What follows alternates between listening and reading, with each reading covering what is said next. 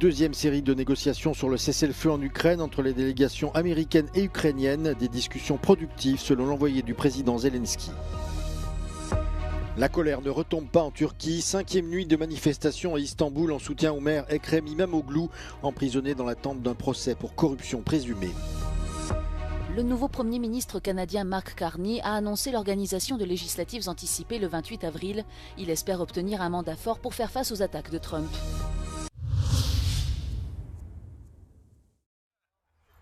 Des responsables ukrainiens ont tenu une deuxième série de négociations sur le cessez-le-feu avec des envoyés américains.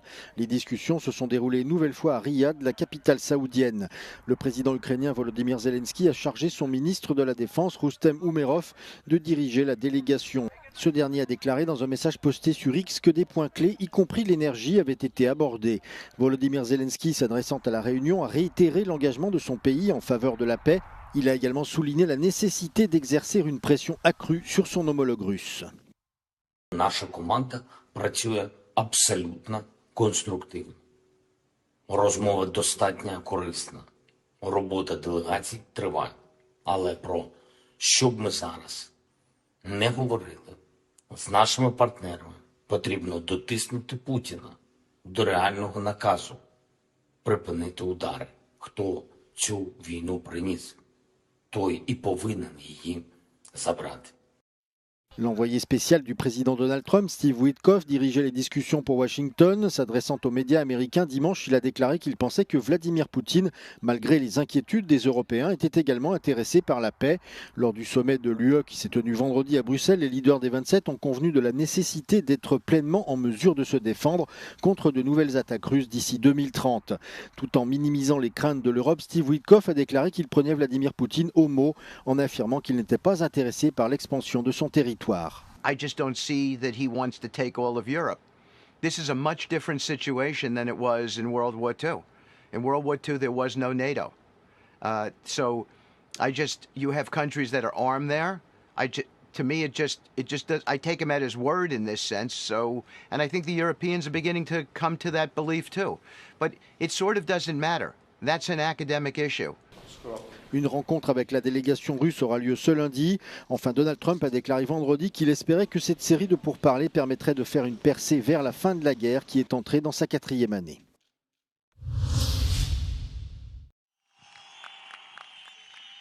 Des dizaines de milliers de personnes se sont rassemblées devant l'hôtel de ville d'Istanbul pour une 5e nuit consécutive de manifestations après l'arrestation de leur maire Ekrem İmamoğlu. Depuis mercredi, on y entend toujours les mêmes cris de ralliement, droit, loi et justice ou gouvernement démission. La colère est montée d'un cran car depuis ce dimanche, Ekrem İmamoğlu est en prison.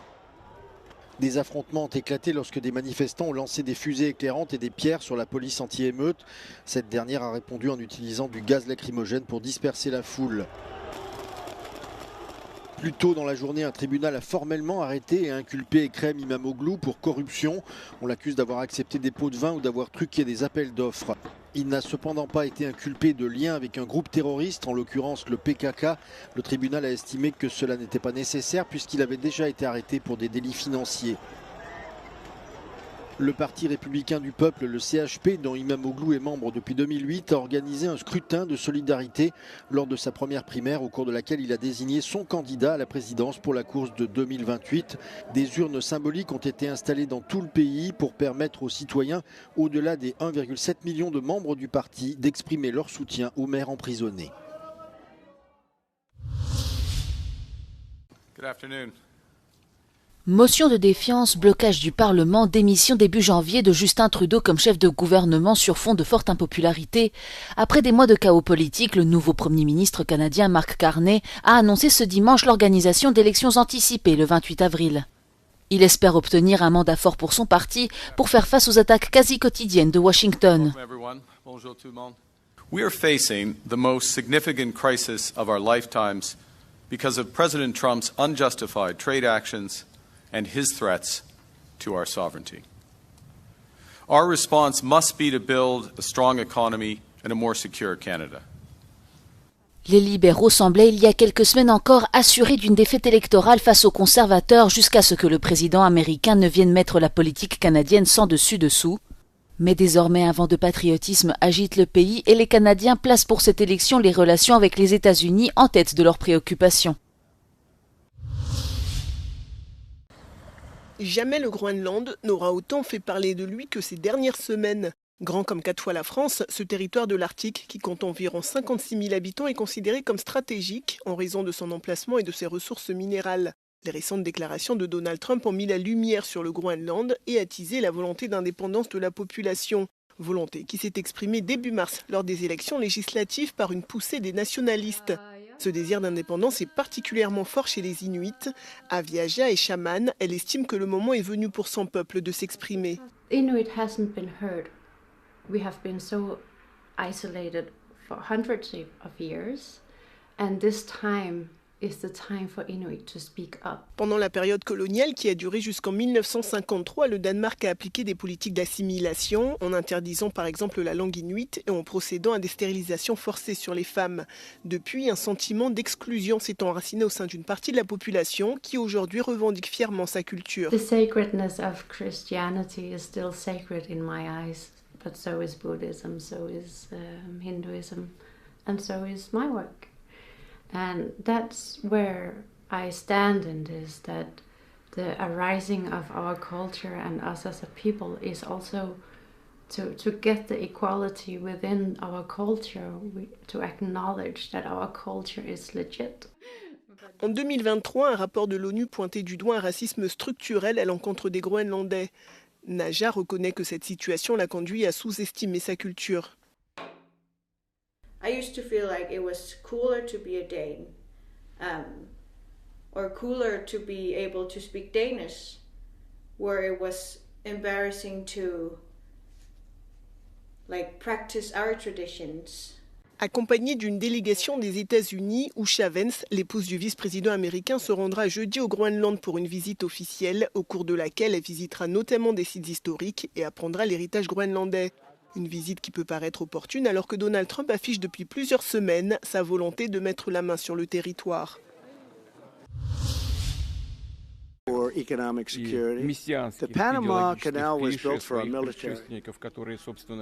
Les sphères d'influence sont-elles de retour sur la scène internationale? Le concept a perdu de sa pertinence à la fin de la guerre froide, mais semble regagner de l'intérêt avec le retour de Donald Trump à la Maison-Blanche et la guerre en Ukraine. Il est dans l'intérêt de l'Europe d'empêcher la formation de sphères d'influence exclusives, selon cet expert. The immediate threat of a sphere of influence is that you cut others off from resources and trade. And certainly for Europe, this is a problem because we are an export economy and we need to import most of our resources. If you will get a general race to establish spheres of influence, then you would see great powers trying to convince or even to coerce other states to join their side. That would certainly increase geopolitical tensions and ultimately it could trigger conflict. La Russie, la Chine et les États-Unis cherchent à gagner du terrain.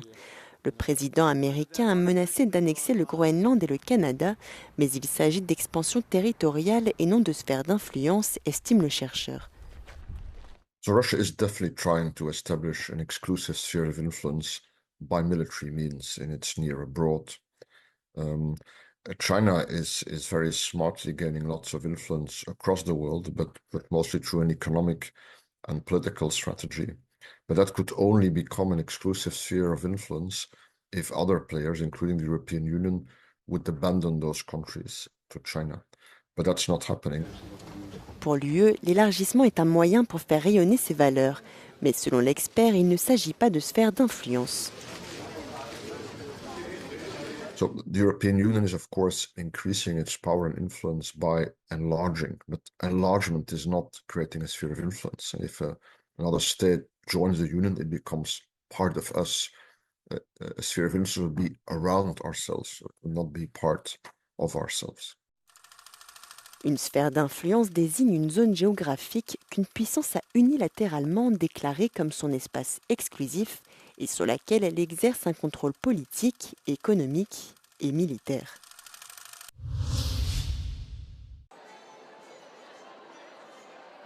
En Belgique, près de 500 personnes se sont réunies dimanche dans une église de Molenbeek pour célébrer l'iftar, le repas rompant le jeûne pratiqué lors du ramadan par les musulmans. L'événement s'inscrit dans le cadre de la candidature de la ville au titre de capitale européenne de la culture en 2030.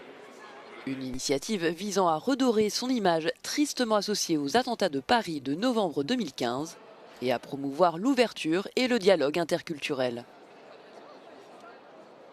This is why this candidacy is very important for Molenbeek, because this is a wonderful opportunity to flip the script and to dream together for the future through culture, through art, through different culture to create a new us. Even if we are different, we share the same dreams. There is a very important symbolic here of Molenbeek, because after what happened in the 15 years ago, during 15 years, with the symbol of violence, of terror and so on, we have now a message of resilience, of building together a future, not only for Molenbeek, but for Brussels and for Europe also. Si le mois de mars marque la célébration du Ramadan pour les musulmans, cette période coïncide également avec le temps du Carême pour les chrétiens et de Pourim pour les juifs. La célébration de l'Iftar s'est voulue inclusive, des personnes de toute confession étant invitées. We are celebrating an iftar in a church, which is a symbol of diversity, inclusion, multiculturalism, which is very, very present here in Molenbeek. En Belgique, 2 autres villes, celles de Louvain et de Namur, sont également en lice pour le titre de capitale européenne de la culture. Le lauréat sera connu en septembre prochain.